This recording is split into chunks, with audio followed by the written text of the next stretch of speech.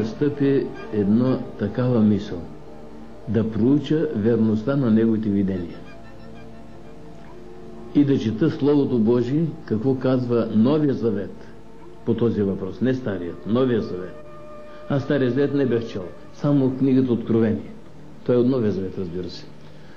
А Новия Завет не бях чел въобще и се интересувах вече да чета животът на Исус. Защото срещнах едни стихове, които ми направиха впечатление от думите на Исуса, че ако ме любите, ще пазите моите заповеди, който вярва в мен има вечен живот, и още други неща, които ми вдъхновяваха, нали, че тук е истината. Плюс изпълнението на Ивановите видения. Всичко това ми даде повод да повярвам в Бога. Но покаяние още не беше настъпило. Това не разбирах какво значи покаяние. После разбрах какво значи покаяние. Да оставиш стария начин на живот. Имах увереност вече, че тук е истината. И това стана чак на 15 февруари 1961 година.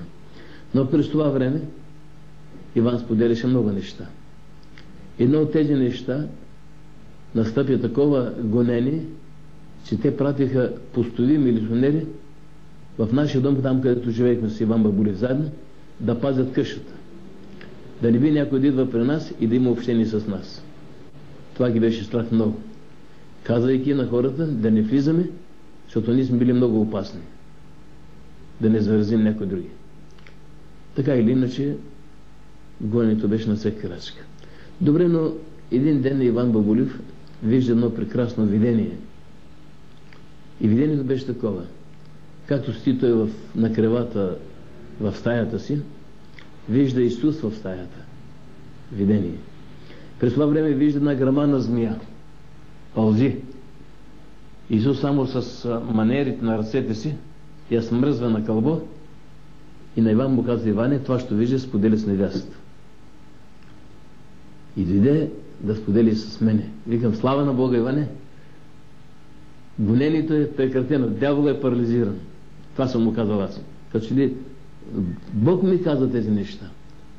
Аз просто не съм разбирал нищо, но Бог ми откриваше тези неща да му кажа какво ще стане.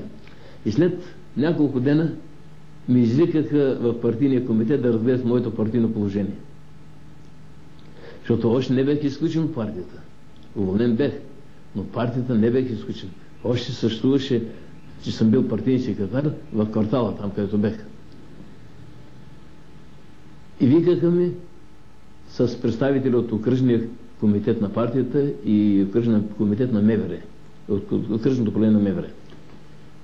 И шефа, околически началник, държи една голяма папка, пълна с материали. Какви са материалите, аз не знам, но той само това каза. Апостоле, виждаш ли тия материали? Това все материали за тебе и против Иван Бабулев. Ние бяхме решили да ведем под съд, но поразмислихме, че ако ведем под съд, ще ведем лошо отражение на гражданите. И затова сега ви прощаваме. Но правете му сметка за в бъдеще. И взеха решение никъде работа да не ми дават. И остана без работа. Без стотинка, без пари, без нищо.